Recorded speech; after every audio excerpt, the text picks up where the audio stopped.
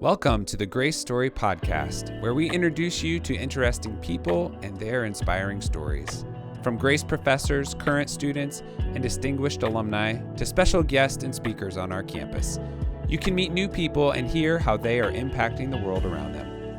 This podcast is recorded and produced at Grace College and Seminary, located on the shores of Winona Lake in the great state of Indiana. This is the Grace Story Podcast. Today's guest is Dr. Freddy Cardoza, Vice President and Dean of the Seminary here at Grace College and Seminary. Dr. Cardoza holds a bachelor's in local church ministry from Liberty, MA from Southeastern Baptist Theological Seminary, and PhD from Southern Baptist Theological Seminary. He has decades of experience in vocational local church ministry and has been teaching internationally for many years as well. He's a published author, and Dr. Cardoza is passionate about higher education, leadership, and local church ministry. He is married to his wife, Kristi, and has two boys. And Dr. Cardoza, welcome back. Thank you. To the podcast. Rock and roll. We were just talking beforehand that you were the first guest on the Grace Story podcast 5 years ago in 2019. Yeah. You had just started at Grace. Brand new. And we're maybe questioning why you had started at Grace in January from California. True. Questioning some of your life decisions. True. But now you've been here for 5 years. That's right. And you've survived. So I'm interested to know, what is something you have learned to appreciate about Indiana in your 5 years here? The most important thing about Indiana is the people are down home. They are genuine 100%. Hoosier hospitality is a thing. It's a real thing. It's a real thing. These are genuinely kind and straight talk. You know, I think of the newspaper in Cleveland called the Plain Dealer. You know, that they're plain dealers, you know. And with all due respect, you know, to California, you know, I was in Southern California, people would sometimes say that there's a level, a degree of superficiality that sometimes exists among some people. You probably, you know, Can you caveat that just a bit more? Yeah, exactly. Right. I mean, well, you know, the Kardashians are there, right? Yeah. You know, so, but anyway, so I think that that kind of down home, just good humanity, you know, in the heartland it's a great thing. I love it. What is something that you have grown to appreciate about Grace College and Grace Seminary in your first 5 years here? Yeah. These people are genuinely godly, upright people. You know, I'm in, you know, a role that, you know, you have to make decisions, you have to act, you have to execute, you have to do things, and yet there's been such a patience and a genuine spirit of humility and kindness. It's real. It's real. It's authentic, and it is something that smooths over, you know, just so much. It's a really amazing place to serve. And as far as if you're talking about a job to work, it is not an exaggeration. So 2019, you come to Grace and you know, have accomplished a lot in the 5 years, and your team has accomplished a lot, added a number of team members.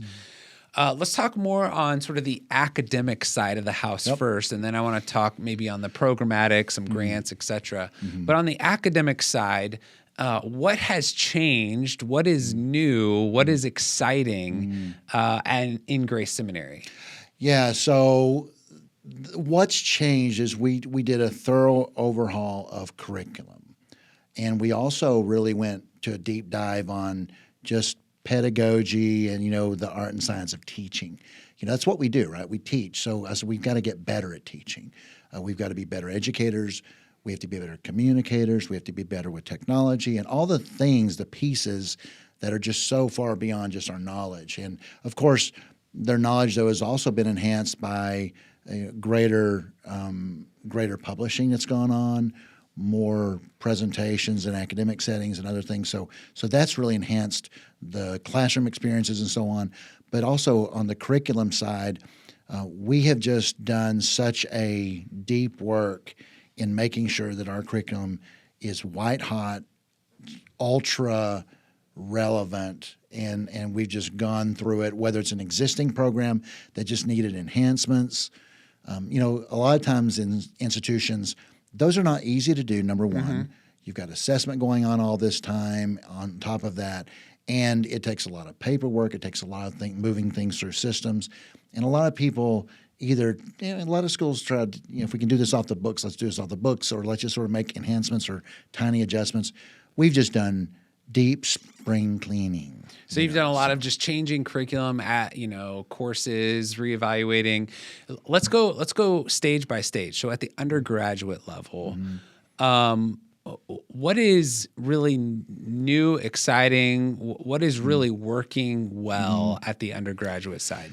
Yeah, so the undergraduate side has really remained steady, and it's been interesting because one of the greatest things that's happened is that though we liked the way it was going before in lots of ways, we've now pulled the entire youth ministry program into the institution where we were using a third party. They're a friendly third party. They're a denominational, entity that we're working with.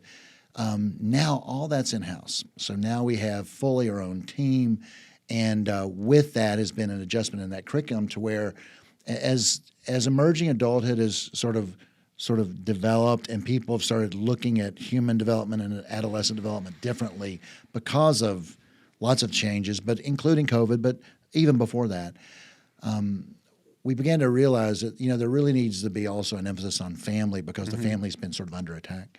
So what we have now is, in addition to youth, instead of just maybe let's say a focus on programming, now it's really a full-blown emphasis on family ministry and youth ministry and the development of leadership there. So that's a huge thing. And Brent Mancarelli, who is both the campus pastor, if you please, in that kind of language, the chaplain, but also him taking the leadership of this, I think is a huge win. So that's a great thing. One of the other great things is the fact that we have our blended program. We've, had a adjustment in the sense that we have just worked on developing more student shepherds to help those students because they're under the pressure of doing, if you can imagine this, especially if someone's listening that has an MDiv.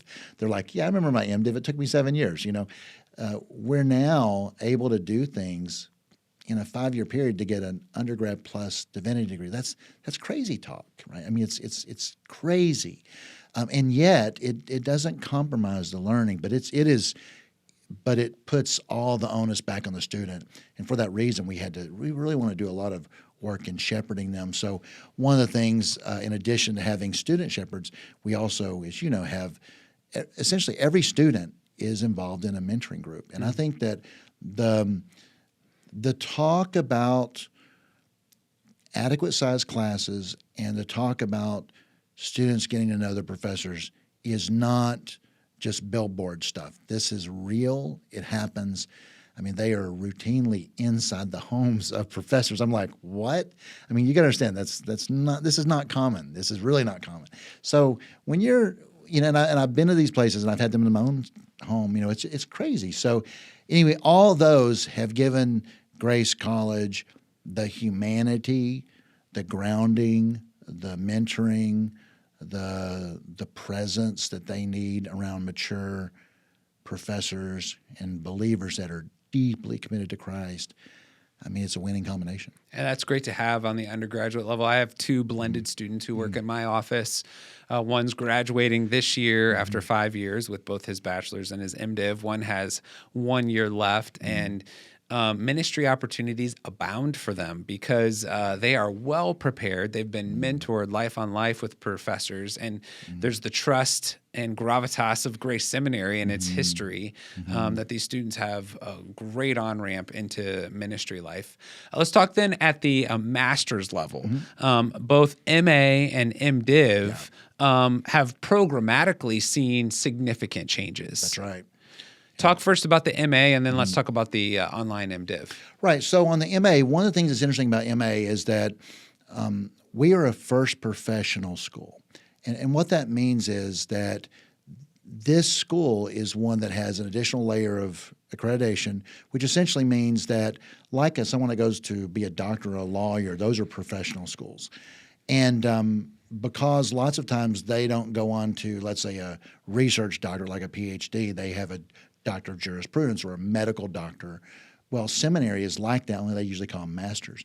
But what happens is our masters typically have been much longer than other masters. People go to regular school and go, well, I got a 32-hour degree, and then they get to our advanced degrees, and they're like, wait, this is only a Master of Arts, and it's still like 60 hours or this or that, So what we've done is we have developed a shorter master's and an intermediate Master's of Arts.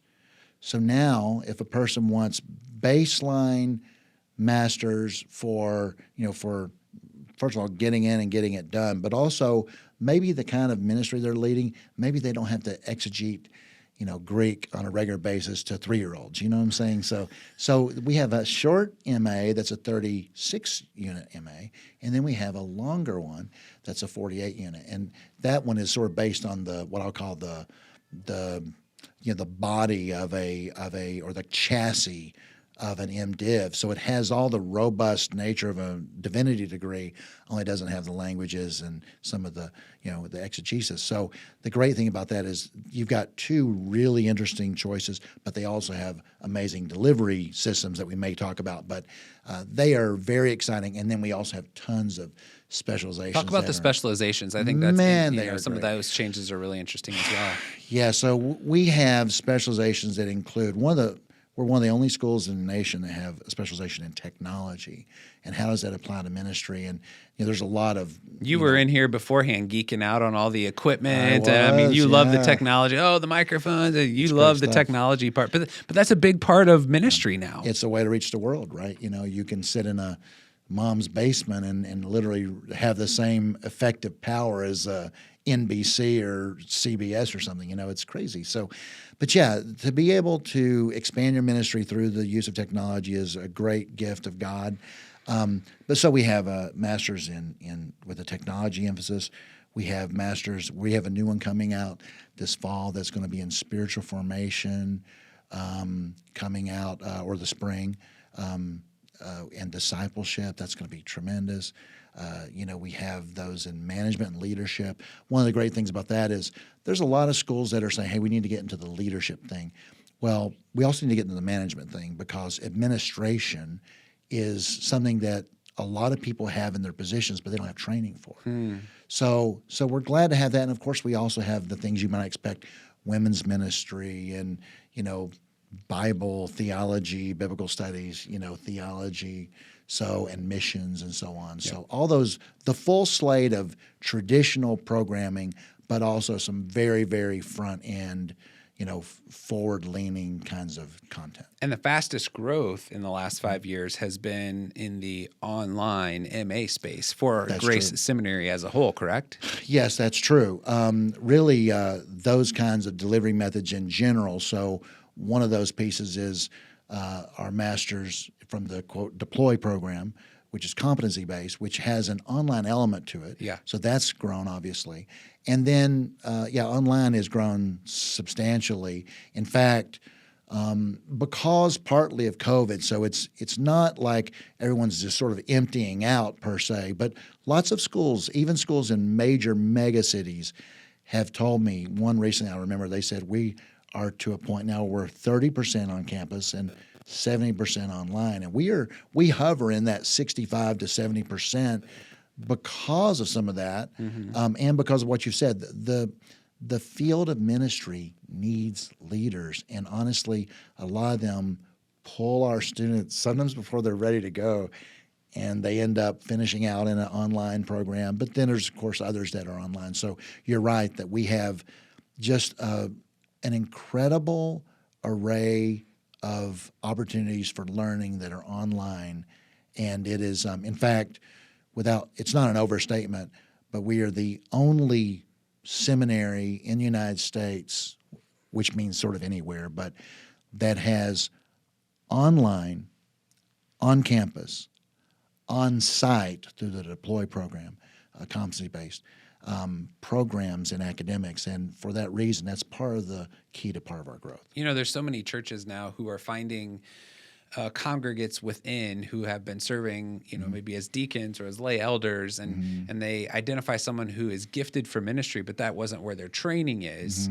But they have the DNA of the church, and they sort of pull them in. And now this is a great option to say, hey, alongside of your new profession, working in a church context, come earn a Master's of Arts degree, through Grace Seminary. Or I'd love for you to talk a little bit about the new MDiv that just rolled out. Right, that's exciting too. Yeah, both of these previously unavailable to people all over are now just offered, right there where people can take them. So we now, in addition to those programs that are online completely or online in a sense of being on site that people can take, we also have a full slate of divinity degrees, which is sort of like the standard degree that lots of people think when they think about the seminary, which would have all of the Bible, all the theology, all the history, all the Greek, Hebrew, all the Hebrew, yes. Yeah, exactly, all those things, exegesis and preaching and homiletics and all the rest. But our online, a lot of people talk about online programs. A lot of people don't have fully online programs, so it's surprising that probably less than a quarter, maybe 1/5 of the schools in the Association of Theological Schools, which is one of our primary accrediting bodies, 1/4 to 1/5 don't have a fully online. They call it online, but it's not fully online. Yeah. So a lot of people say, look, I can't vacate and leave 2 or 3 weeks, my job, my life, So yeah, we have a Master of Divinity in that. And what's interesting is some of the programs that are out there, they have traditionally, it's hard for people to sometimes to believe, those Master of Divinity degrees have frequently been 96 hours, 93 hours, 90 hours. ATS, Association of Theological Schools, said, things have changed in churches. Like, for example, and we don't like this, but it's true, the level of biblical knowledge has dropped in lots of churches. So some of the things that we have taught students to get them on the field a lot of times has been, heavy duty. But as times have changed, a lot of times people say, to get out there, do we need as much? So one of the things that's interesting is we found a way to not dump out anything important that we couldn't leave behind. What we found, though, was that about 90% of our students had already had quite a lot of ministry experience. They're doing internships already, not for credit. They're just doing internships. And we said, you know what? We have 9 hours of internships. If we can cut that back and pull this in a little bit, we made just a few adjustments, and we're able to cut down our divinity degree to 75 units, especially for those who come in with a little bit of language. If they're not, then it's still 81. But 75 units for a divinity degree is great, because if you think about it, 75 versus 90 or 95, that's a year. That's or 2. Yeah, it's probably 2 years, right? So that, and a year is both time and also it's a substantial amount of money. Sure. So to be able to offer these, our faculty has been just so amazing about their willingness and interest. They want to get God's word and training to these people, so it's been great. That's the beauty now. Grace Seminary has such a great legacy and history, and the commitment to biblical fidelity has not changed at all. But the delivery is different. The quality of content is even higher quality through the use of technology, and every option is available depending on where you're at in your stage of life and ministry.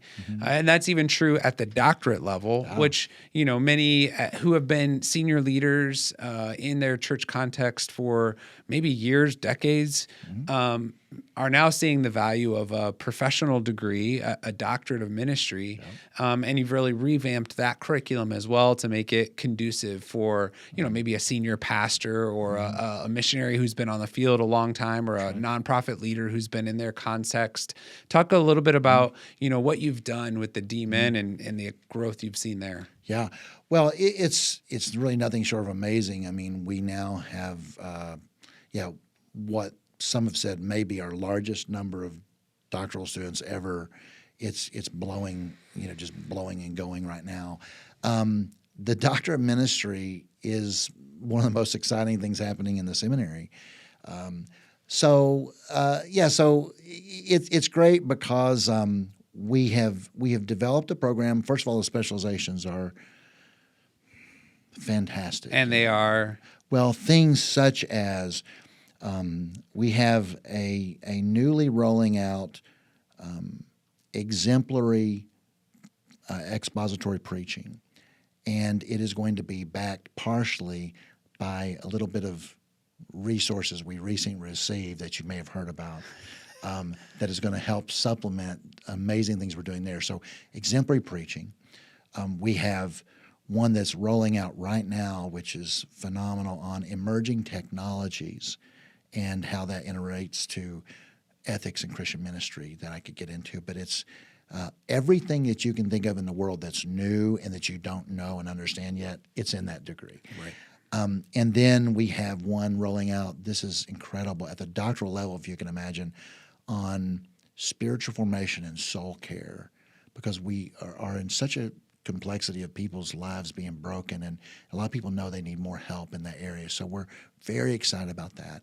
We also have one that's going super well on leadership, and it is just real brass tacks how to get it done in ministry, and people have absolutely loved it. We of course have a diversified program where people that want to sort of build their own degree with different things can do that, which is really incredible. So we have those and more. I mean, but these are exciting ones, and then we also have the intercultural studies degree, and as a result, people that want to do ministry, and we're also adding a brand new missions prof this year, which is going to be super exciting. And so what's great in addition on the delivery side is a lot of our students that were international, like we have a Korean program in the Korean language that people can take, and Doctor of Ministry or Doctor of Intercultural Studies. A lot of the people that have studied internationally or are missionaries or Korean speaking have said, look, I'm having a hard time getting into the country, or the cost of it. Look, don't forget, I'm a missionary on a missionary salary, whatever that means, right? So we've made those programs, those kind, completely online. And we found that is saving from $6,000 to probably $10,000 per student, which is real money. In addition to that, we have made the other ones hybrid. So what's awesome is that the core courses that they take are done online, but then the specialization courses, and these are the ones that are on fire, and they want to be in the classroom with the latest and greatest experts that we're bringing in. Sometimes they're in-house, but we have these amazing leaders, and they're like, no, I want to know this person. I want to meet this person. So instead of coming here, if you can imagine, away from your family 9 days a year, twice a year for 2 years plus dissertation, we just say, look, 4 nights. That's a lot more easy. 4 nights twice a year. And then they can knock out those courseworks, for the program in just a couple of years and then do the dissertation. It's very, very reasonable. But we also have fully online programs, even in English. So we said, look, we believe in what we're doing. We believe that we have unbelievable curriculum. I mean, if we could really go deep on it, it is the most dynamic, some of the most dynamic content and doctoral delivery that I've ever seen. One I didn't mention was hybrid church, which is how do you do multi-site? How do you do digital ministry in this world? So we have all these things.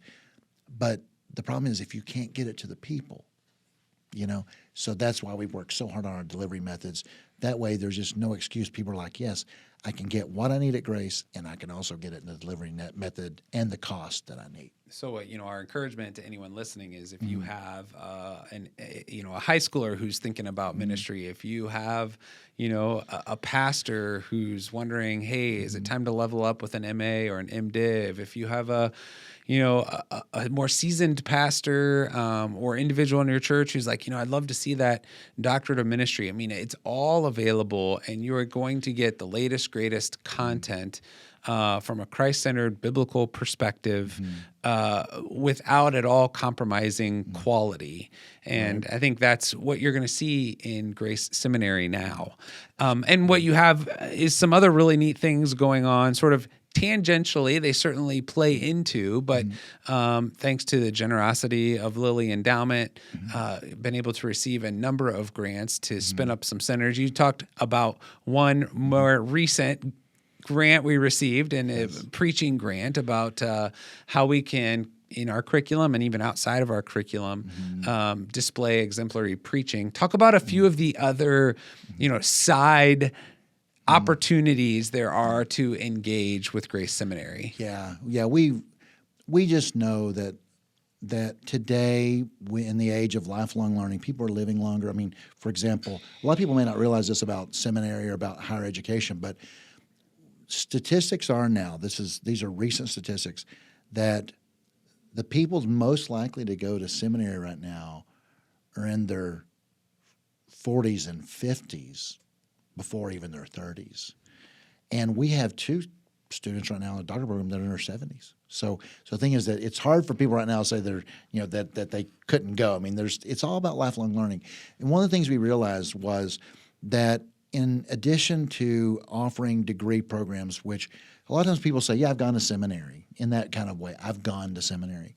We said, look, we're not only a degree granting institution, we're a learning organization, and we provide learning resources at every level for every person, regardless of where they are, lay or ordained minister.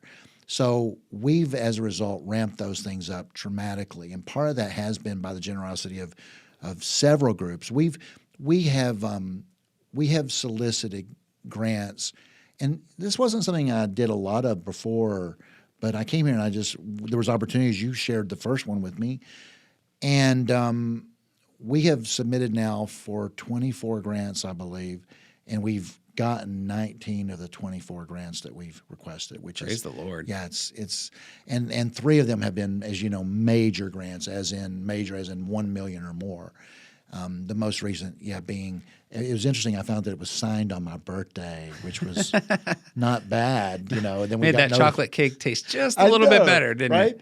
And then the next day was when we got notified. So it was like, yeah, this is great. So we'd prayed about it for so long. We worked so hard. A lot of people don't realize that a major grant like that may take 500 hours of writing from our team, total. So because of those, though, 3 major grants in the last 4 years, that has infused resources to do very interesting things. And those are not things that all will just go away. We're working to make them things that can recur and be self-funding. But they include the Center for Thriving Leaders, which is working to develop ways to enhance leadership and ministry and care given to the caretakers, the shepherds themselves. And so that does so many things. And then the most recent one is on proclamation. And so that is a $1.25 million grant on things that will enhance preaching. So those would include, yes, definitely things like one of the things I've not mentioned, but and it is academic, but I'll just say and then mention the others. But one of the things we'll be doing with that proclamation grant that we've not even announced, which I guess might be being announced right now, is that is going to be actually done once we get it fully rolled up on location. So people will take those specialization courses, not at the Winona Lake campus, but on location, both in places of great pastoral and preaching influence in the United States. So imagine places where God changed the world. Like that might be, for example, the area of the First Great Awakening or the Second Great Awakening or some famous revival. So we'll do some of that. But also internationally, we're preaching Shake the Earth. And so we'll be going on site, on location to these places, being equipped at the highest level by these kinds of amazing, exemplary preachers, and then help support some of the costs of that to the student through these grants. So that's going to be amazing. But in addition to that, we're offering micro-learning courses, and we're developing those. We're really getting into that now, and those will be on-demand training, educational, meaning not the cost and price point of a degree, not credit bearing, and not credit bearing, but credentialed. Right. So they will have the credentialing of a fully accredited institution, but without the cost, but done by people with just tremendous credentials themselves. And so we're going to be doing that with some very interesting technology that is designed to help, like maybe churches and that may need children's workers or people to work in a nursery, and they're really concerned about the safety and security of the children, or they are wanting people to work with small groups, or they're wanting people to help with the students. We have ways to protect people that have been trained by using certain technology and blockchain to make sure that those are people that are understood as authorized, have completed this, and we can even withdraw the authorization if there's a problem with someone. So we have things like that built in, but far beyond that, there'll be also ones on preaching and every possible area you could ever imagine with preaching and communication skills and that kind of thing. And also, one of the really exciting things right now that's happening is that we have just completed building the entire ordination process. Like if someone says, "Look, I got a person wanting to go into ministry," we have now an entire ordination process on demand through an online class that it works with them together to shepherd them through the entire process of being ready for ministry. So if you can, anything you can imagine in the areas is sort of what we're trying to produce. It is exciting to think what has transpired in 5 years. Yeah, that's right. And what the Lord has done and the people he's brought together and the impact that it's made. And so fun to hear of those who've come through the program and are now living out ministry life and making an impact in others. And that's what it's all about, disciple making, to know Christ and to make him known. Yep. And, who knows what the next 5 years will bring and what excitement we'll be talking about, next time you're on the maybe you'll come in before 5 years from now. That makes me need a nap. Okay, no joke. To think about the next 5 years of ministry impact. But thank you so much for your leadership. Thank you for the impact that you've had on our campus and are making, throughout the world through your students. Thank you. God bless you. Thanks. And thanks to all of you for listening to the Grace Story podcast today. Thanks to Avery and Rick for their work producing the podcast. We would love for you to share this, especially with those who may have interest in ministry and might be interested in learning more. They can, of course, visit us at Grace Seminary. Just Google it. You'll find us and all of these various programs that we have available. If you have questions or comments, feel free to shoot those to podcast@grace.edu. And until next time, live your best grace story today.